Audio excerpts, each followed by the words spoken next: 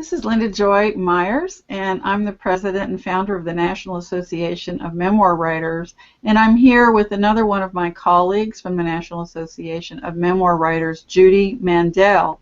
And today, in honor of Mother's Day, we're going to talk about discovering your mother through memoir writing.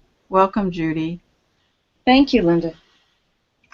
So we want to tell you a little bit about why we want to talk with you about writing about mothers. Both of us have spent, millions of hours writing about our mothers and discovering a lot of treasures along the way.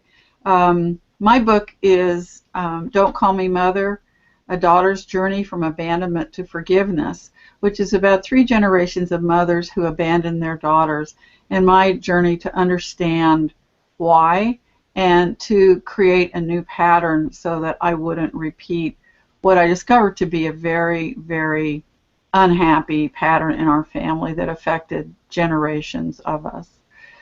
Judy, would you please tell everyone what your book is about? Sure, Linda, thank you. My book is called Replacement Child, a Memoir, and it's the story of my growing up as a replacement for my sister who was killed in a plane crash. When a plane crashed into my family's home, actually. So the story really is about the aftermath of that accident, how my other sister was very badly burned, critically injured, how the family needed to take care of her quite a bit during my growing up. As far as my mother, she was very consumed with taking care of that child that was injured, and also was grieving for her eldest daughter. So a lot of that aftermath had to do with her and uncovering what she went through and how it affected my life.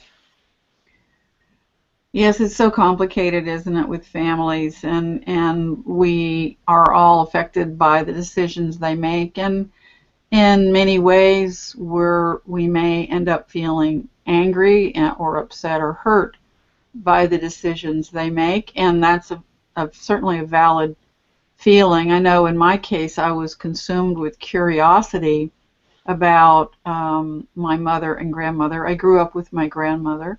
My mother left me when I was 4, and my grandmother left my mother when later, through research, I found out she was about 6 or 7 years old. And I saw the hurt and the wound of this situation, which made me curious and made me determined not to enact it. But Judy and I both have a background in understanding psychology, and we know that we can make all these decisions, and yet we're deeply affected by what happened. So Judy, what helped you, or what was the process of writing about your mother that then you later found to be helpful in healing? A lot of the way that I kind of navigated through understanding her was through writing scenes, and writing scenes that either I remembered or at the time I could speak to my other sister about and understand exactly what happened during that time. Scenes with my father, scenes with her and I, scenes with my sister in and out of the hospital.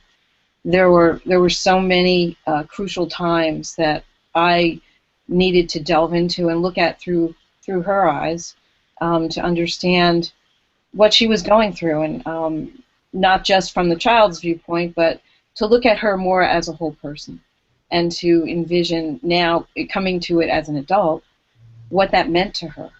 And writing those scenes was very helpful to me. Yes, when we're in scene, we're in that moment, that time and place. A scene takes place in a particular time and place and moment. And both Judy and I teach memoir writing, and we're always encouraging people to dip into that scene, go into that place and time, and write from there. In my case, I wrote my memoir from the child's point of view, but I used the sensual details of smell and sound and description and taste even at times to deepen into scenes of memory, and some of them were very delicious memories of my mother arriving and my excitement and what I wanted from her visit, balanced, or perhaps there wasn't enough balance for me, but on the other side there was the feeling that she was about to leave at any moment, how much I missed her, and the dreaded ride back to the train station in Perry, Oklahoma, where the train would then take her away again. So I would close my eyes and visualize these moments. Where were we? What was the weather like? What was she wearing? What was I wearing? Where were we in the house, and what else was happening? If we were in the house or the car or by the train station. By the train station, the wind was always blowing because it took place in Oklahoma. But having those sensual details really helped me go into the scene. And can I ask you a question, Linda? Yes, Did, please. did those scenes come whole to you? Did you, memory is so difficult sometimes from when you were a child. Was it hard to unearth those memories? Was there something that you did to make that happen? Did you go back to the scene? Did you talk Mm. to other people that might have remembered that time period? I couldn't talk to anyone because they were all dead. And in terms of the scenes, um, I don't know if it was traumatic memory or not. There is such a thing as traumatic memory, which makes a memory stay with you in a very crisp and accurate fashion forever, which is good and bad. I did, though, go back to, over the years, before I wrote the memoir, when I was also doing a lot of therapy to try to heal this stuff, I did go back to my hometown. I went back to the house I grew up in. I went to the Perry train station and took a very dramatic photo on the train tracks there. And I re-experienced the wind blowing through my hair and standing there and waiting for them, and those kinds of things. I did other research as well. Should we talk about that now? Sure. I'll just tag on to that. I did kind of the same thing. I went back to Elizabeth, New Jersey, which was where the plane crash happened, and I went back to the exact location of the accident to see, what that space was like. And luckily, my sister Linda was still around, and she could help me find it because no one had ever told me exactly where it was or helped me get to it. I could look up the address, of course, but getting to it was another issue. And I could stand there and look across the street from the high school that was missed by really just by a couple feet by the plane, and the two houses that were destroyed and now rebuilt, and see the proximity, that such a tiny little space that it was, and that meant so much to see that. I was able to talk to, there was a postman going up and down the street when I was there, and I talked to him a little bit, and he said there were still people that lived on the street that remembered the plane crash.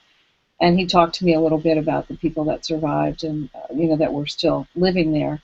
I could look down the street and see the hospital where my sister was carried to. The hospital was so close, and they had just built a new wing to it. So it made it real for me doing that. Did you talk to those neighbors and ask them questions? I wasn't able to find any of them home, but so talking to the postman was very helpful in any case. Yes, I'm sure it was. Well, part of the research I did, before we run out of time, I just want to mention it, and that is that I would go to the courthouses in Iowa, which is where my family came from, and look up documentation about. I looked up my mother's birth certificate. I looked up my grandmother, and on all different kinds of relatives, and did go to the town where my mother was born and walked around there where she lived as a little girl. And I feel that going to place like you're talking about is a very helpful way. It stimulates our imagination, but it also gives us real life location information. It does. It does. And some of the other things that helped me were researching the actual plane crash. Mm. Looking up the FAA reports, the New York Times articles, the local Elizabeth newspapers, and I did get to interview the reporter from the New York Times that was the first on the scene to write the story back then, and he still remembered it. He was well into, I think he was into his 90s by then, and it was one of his first investigative reports that he did. So that was fascinating too, to get a first-hand account. Oh, I bet. I know it's really invaluable research on mothers. The So I'd like to conclude this by talking about the effect that writing the memoir had for me, and also have you share that, Judy. And that is that by writing this memoir about my mother, which included going all the way up to her death, and how I came to forgiveness for her, which was a real gift. I don't think we can know when or exactly how we can find that. It's a process. But all the writing, and of course many, many more pages get written than get in a book, helped me to have compassion for her and my grandmother. And it changed my position to the story to get the book done and published, because I'd been tinkering with it for many, many, many years. And now that book can help other people who have been abandoned or lost or didn't have the kind of mother they wish they'd had. And so I talk a little bit about this whole mother subject in an essay on the Huffington Post that should appear this week in honor of Mother's Day. Judy, what did you come away with? The main crux of what I came away with from writing was how deeply my mother was affected by the loss of her child. And by writing through that, one of the scenes that really comes to mind that I wrote was about when I was born, and how that must have just rekindled her memory for her first baby, and how we were probably very much alike. And of course, I had to imagine this, but from conversations that we had had over the years, I pieced together that scene. I knew that my father had come in and said, "Oh boy, it's a girl," and my mother had fallen asleep before he said it's a girl and thought she had a boy. So I knew those funny little things. But I also felt, now that I have my own child, I could feel, the depth of that grief, and understand a little bit more about really the depression I think she was in and out of over the years that certainly affected my life. Um, trying to make it better, of course, as a child, everything is on you. Mm-hmm. And for me, it was, make it better for mom. Be the easy one because she has another child who's injured, who is in and out of the hospital that they have to take care of. So that's how it affected my life, even finding out about all this. And I knew she was a strong and brave woman before I started writing this memoir, but this deepened my compassion for her and my understanding. Thank you. Yes, I think that gift happened to both of us. So, Judy, would you please say where your blog appears? You have essays there and in another online magazine. Would you please share that before we say goodbye? Yes, certainly. I'm at JUDYMANDEL, my name, /blog you can go to, or just judymandel.com, and you'll find all of my information about Replacement Child. You'll find my blog. I do have a blog on Psychology Today as well, and so you can read all about these different insights, as well as some writing ideas as well. Thank you, Judy. Yes, you can find me at, of course, the National Association of Memoir Writers. And this week we're having our free telesummit. If you're able to join us, sign up and you get a free audio. We have this twice a year, so please come back to namw.org and find out what is going on. And I blog at memoriesandmemoirs.com. So we both wish you a beautiful Mother's Day, however you may choose to celebrate it, or not celebrate it in some cases.